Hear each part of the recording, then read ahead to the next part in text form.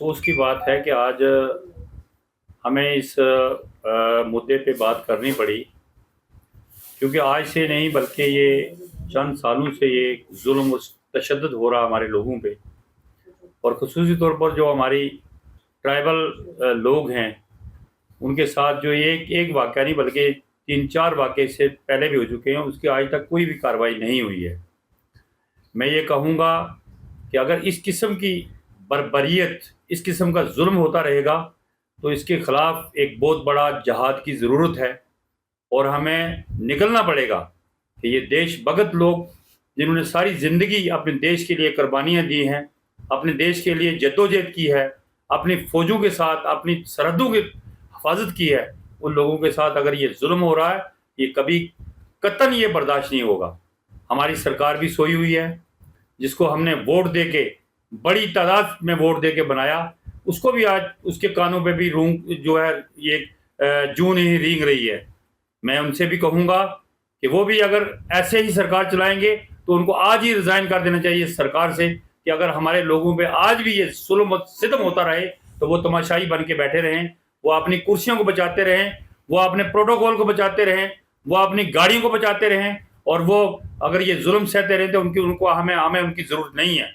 वो किस लिए मंत्री बने हैं, किस लिए एमएलए बने हैं? उनको ये चाहिए कि वो प्रोटेस्ट में शामिल हों और उन लोगों पे जो जुल्म हो रहा है उसकी शदीद तरीके से उसकी मजम्मत की जाए। साहब, जिस तरीके से देखिए, जावेद राना साहब एक गए हैं, मैं तो कहता हूं कि चीफ मिनिस्टर को यहाँ मौके पे जाना चाहिए था।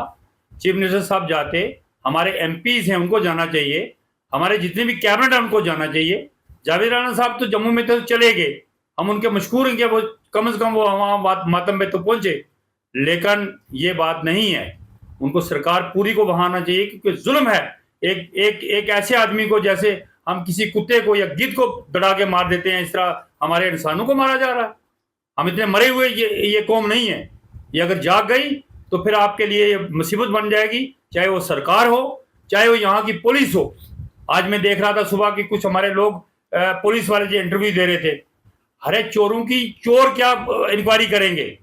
मैं ये कह देता हूं कि ये लोग हमें पहचान है इन लोगों की, ये हमारे लोग हैं। इन्होंने क्या क्या रजौरी में किया, इन्होंने क्या क्या जो इंक्वायरियां की हैं, लोगों के साथ क्या इंसाफ किया इन्होंने, मैं जानता हूं। आज भी ये क्या करेंगे, कोई गोजरी बोलता है तो कोई अंग्रेजी बोलता है, ये सब जुल्म के निशाने पे हैं। इन लोगों ने जो है हमें लूट के तबाह बर्बाद कर दिया है। इनके चट्टे पट्टे हम खोलेंगे कि ये कैसे हमारे लोगों को ये कत्ल गारत में तबाह बर्बाद कर रहे हैं। ये गोलियां चला रहे हैं, इन पे गोलियां जब चलेंगी, इनके बच्चों में गोलियां चलेंगी, तब इनको पता चलेगा कि किसी की माँ की क्या आहट है, किसी की माँ की क्या दुख है उसके अंदर, कि उसके बच्चे को वो दड़ा के मार दें।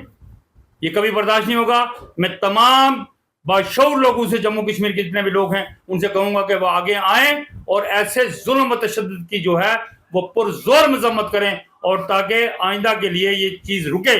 मैं एलजी सरकार से, मैं यहाँ के डीजीपी से, यहाँ की सरकार से, उमर अब्दुल्ला सरकार से रिक्वेस्ट करता हूं कि इस पे फौरी जो है अमल किया जाए और ऐसा एक्शन किया जाए। इन चोरों की जो है वो कमेटियां मत बनाई जाए, इन चोरों की जो है वो सिट मत बनाई जाए, बल्कि एक इंडिपेंडेंट जो है वो किसी जज की सरपरस्ती में ये जो है इंक्वायरी इनिशिएट की जाए, ताकि वो इंसाफ मिल सके उनको।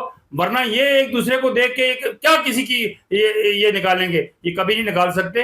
ये खुद चोर हैं और किसी के खिलाफ ये क्या करेंगे? कुछ भी नहीं करेंगे, बल्कि आपने आपको सेव करने के लिए ये इन्होंने सीट बनाई है। इसका कोई मकसद नहीं है।